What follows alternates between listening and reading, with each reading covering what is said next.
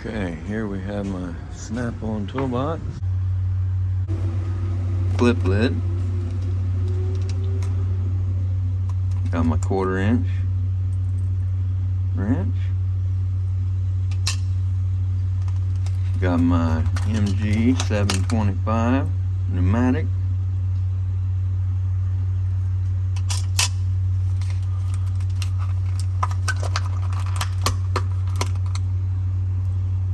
And got my electric impact.